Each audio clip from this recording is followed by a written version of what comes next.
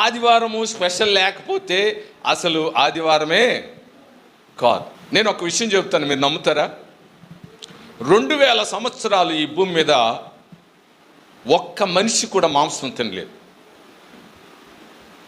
2000 సంవత్సరాలు భూమి మీద జీవించిన ఒక్క మనిషి కూడా మాంసము ముట్ల. అవునండి, వాస్తవం. వారానికి ఒకరోజు మాంసము అనేటువంటిది ఒక ఎత్తు అయితే, ఇప్పుడు రాను రాను రోజు నాన్ వెజ్, వెజిటేరియన్ లైఫ్ అనేటువంటిది దేవుడు ప్రారంభించాడు. కానీ అది రాను రాను మనుషులు ఏమైపోయారంటే నాన్ వెజ్లోకి మారిపోయి. సరే, పరిశుద్ధమైనటువంటి లేఖన భాగంలో దేవుడు మనిషిని ఆశీర్వదించెను. దేవునికి స్తోత్రం. బైబిల్లో మనం చదువుదాం. ఆదికాండము 9వ అధ్యాయము 1వ వచనం.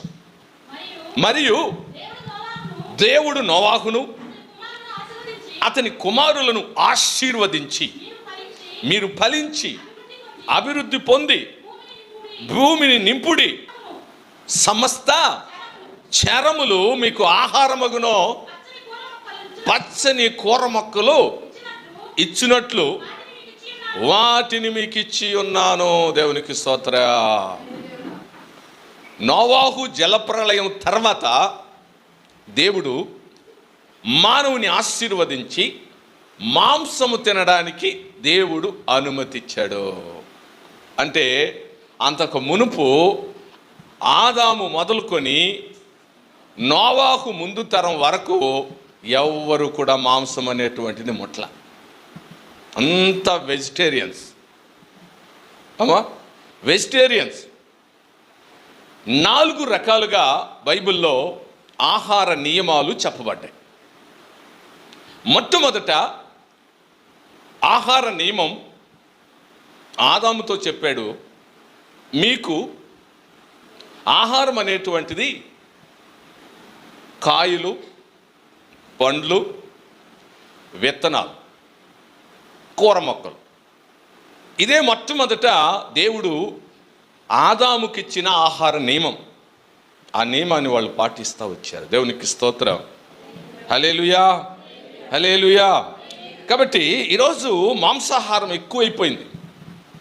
ఆ రోజుల్లో శాకాహారం తిని 969 సంవత్సరాలు మెతుషెల బతికి.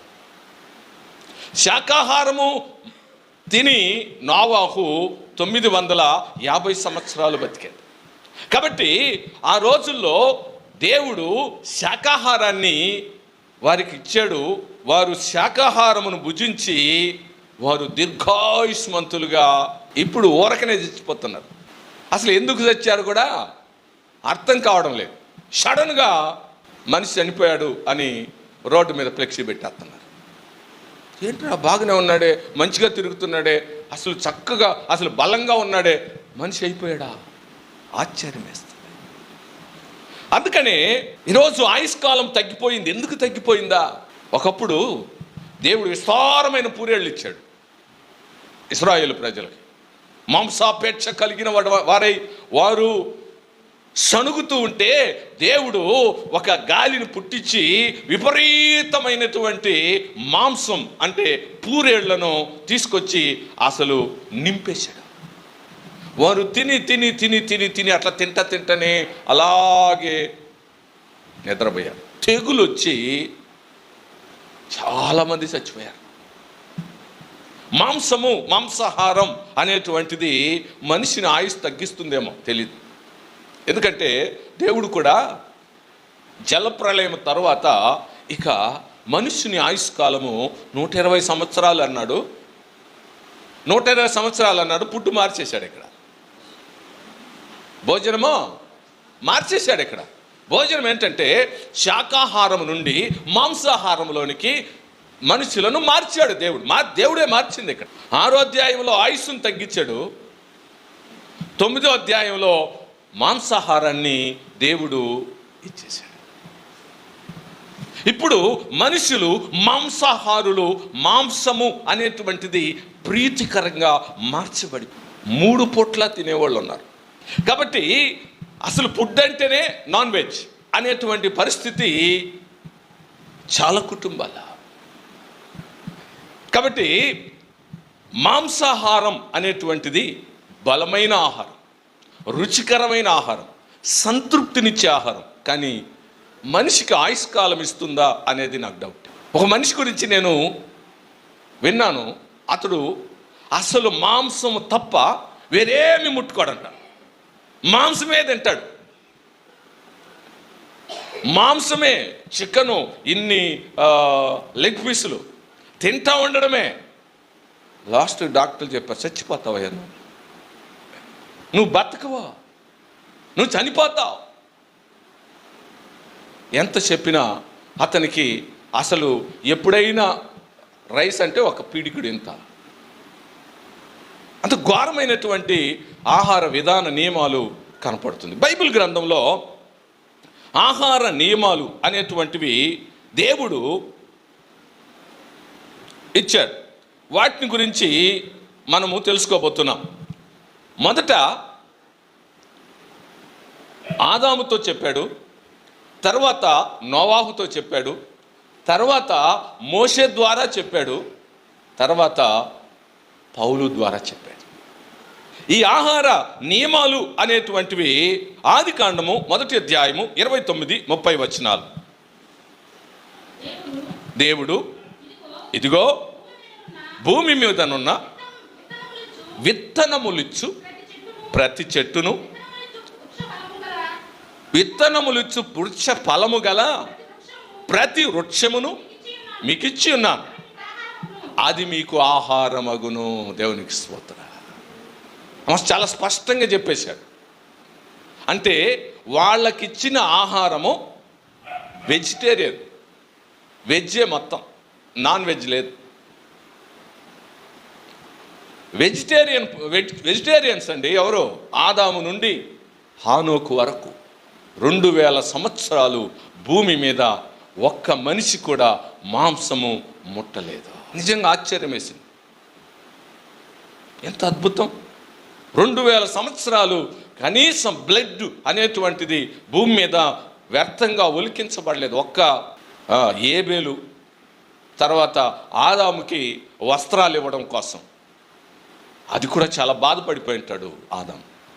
ఎందుకంటే ఒక ప్రాణి చనిపోయి చంపబడి దాని చర్మాన్ని తీసుకొని వీళ్ళు కప్పుకునే పరిస్థితి.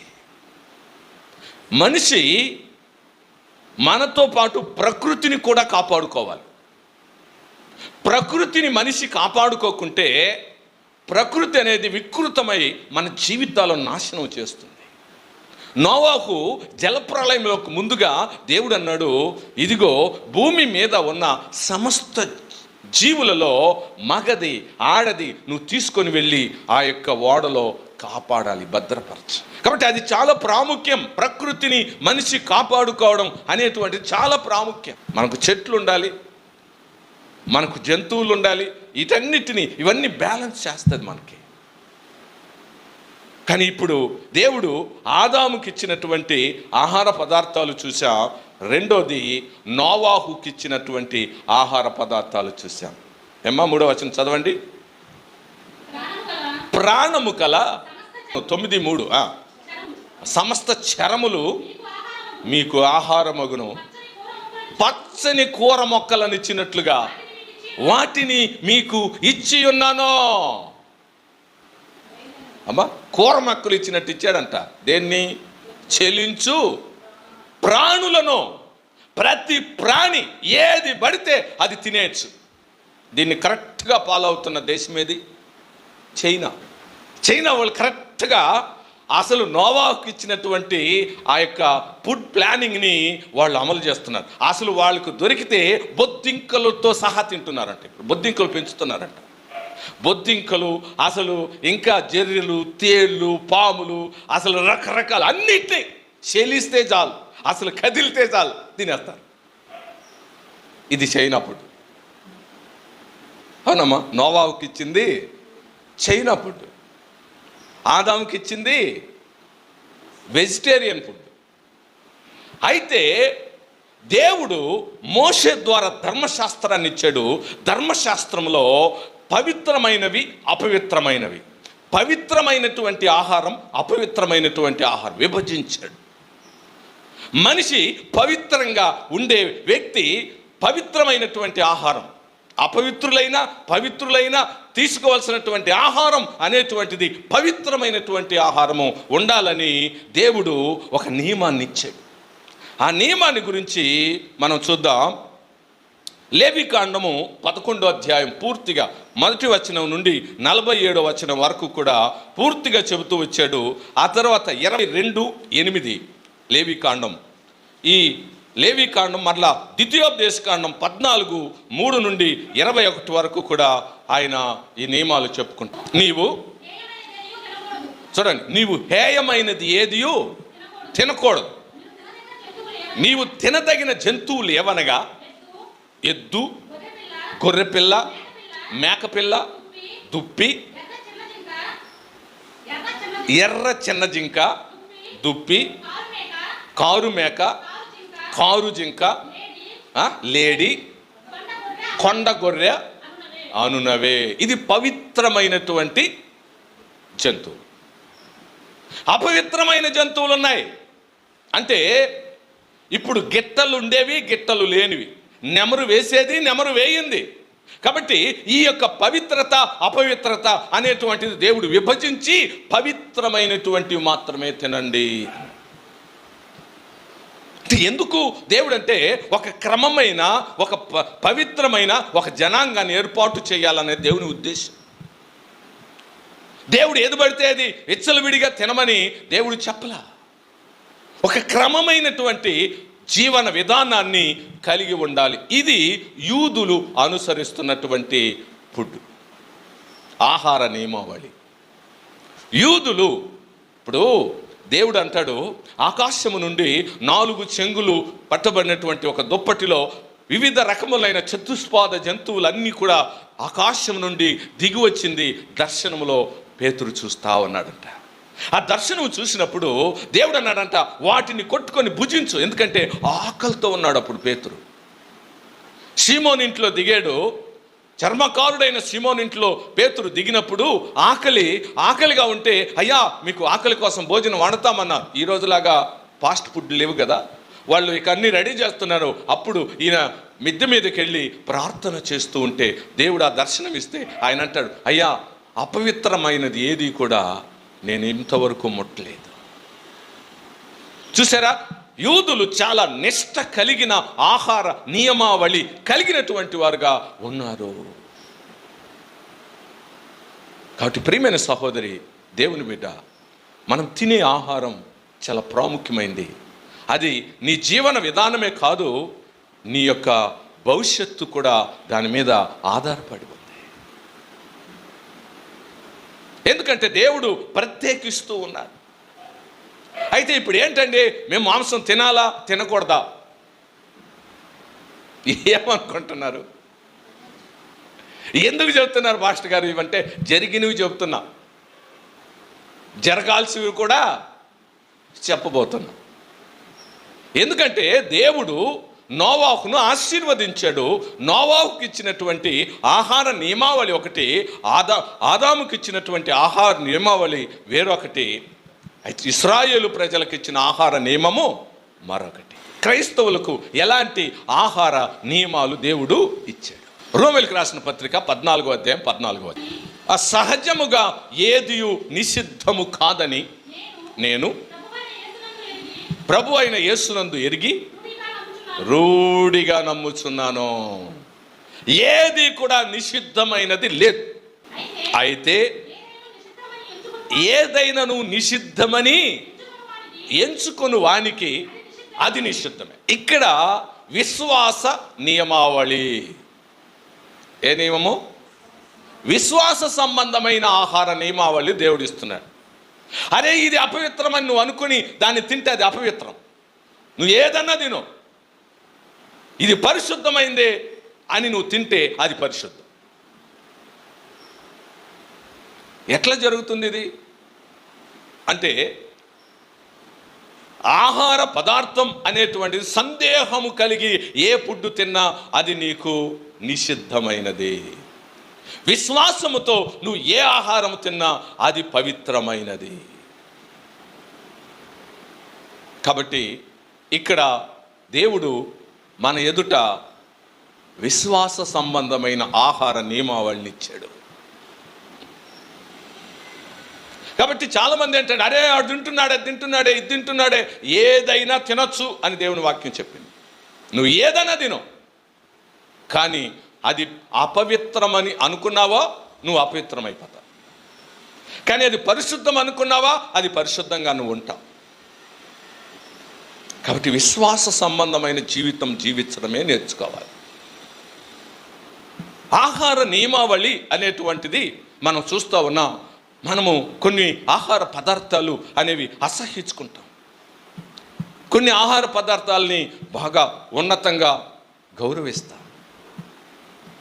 కానీ ఇక్కడ దేవుని వాక్యం, క్రొత్త నిబంధనలో దేవుని వాక్యం, ప్రభు అయిన యేసు క్రీస్తులో నేను చెప్పుచున్న మాట ఇదే అని పౌలు స్పష్టంగా చెబుతున్నాడు. నీవు తీసుకునేటువంటి ఆహారము పవిత్రమైందని ఎంచితే అది నిన్ను పవిత్రుడుగా నిలబెడుతుంది. అపవిత్రుడని ఎంచితే నిన్ను అపవిత్రం పాలు చేసేస్తుంది. కాబట్టి యేసు ప్రభు ఒక మాట చెప్పాడు, నిన్ను అపవిత్రం చేసేది ఏమిటంటే ఇలా లోపలికి వెళ్ళేది కాదు, ఇలా బయటికి వచ్చేది. ఏంటమ్మా? ఇలా బయటకు వచ్చేది నిన్ను అపవిత్రం చేస్తుంది, కానీ ఇలా లోపలికి వెళ్ళేది కాదు.